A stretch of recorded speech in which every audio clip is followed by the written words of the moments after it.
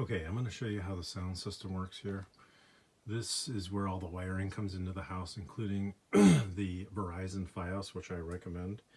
You can get almost gigabit Ethernet on this, which is really fast.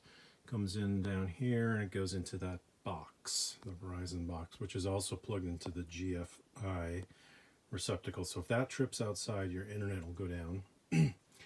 And when your internet's down, this is the first place you need to look. Make sure that green light is on and that the GFI switch box is in the right mode. Okay. From that box goes to the Wi-Fi Verizon router. Okay, that's right there. Comes up across these wires up here, goes down into that box, which is then connected into this gigabit Ethernet switch. I think it's a gigabit Ethernet switch. Maybe it's 100. I think it's gigabit. Okay, and it's a hairball here. Not my fault. This is the way it was when we got it. This is the old phone infrastructure. I rewired that so that I could run wired internet to a variety of rooms, which are labeled on these labels here. Okay. And so it comes into here, it comes into this box, and it goes upstairs. There are two in the bottom, two wired outlets in the bottom bedroom here, which I used to have and use as my office. There's one behind the TV outlet in the great room. There's one in the master bedroom, and one in the media room, and then I think one in the second bedroom that's over the garage. Okay.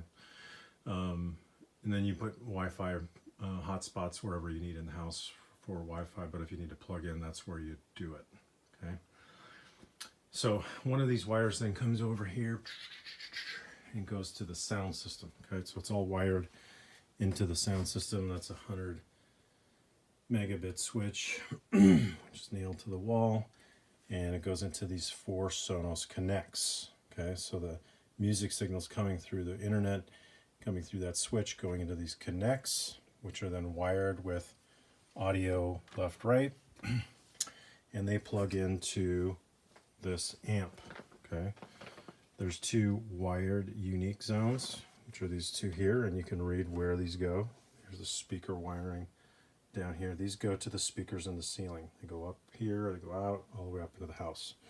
Okay, so 2 of the connects go to 2 specific groupings, zone 3 and zone 4. And you can see where they go by following the wires. This one goes here to the basement, and then this one here goes to the top floor. And then there's a multi-switch A and B, and then one of these goes to the main floor speakers, which are then wired back in here, and you can see all how the switches are set up right here. They're either set up for unique zone or multi-zone, and these are multi-zone and these are unique zone. Okay, and you want to make sure the speaker wiring is plugged into these green things very well, very tight. You need a little screwdriver to screw those in so that these wires are tight. If you hear a speaker crackling, it's probably because one of those has come loose. It happens every year or two. One of them will come loose. So when you're playing music and you hear crackling, this is where you go to this. Okay, everything else is pretty much solid. It's not going to change.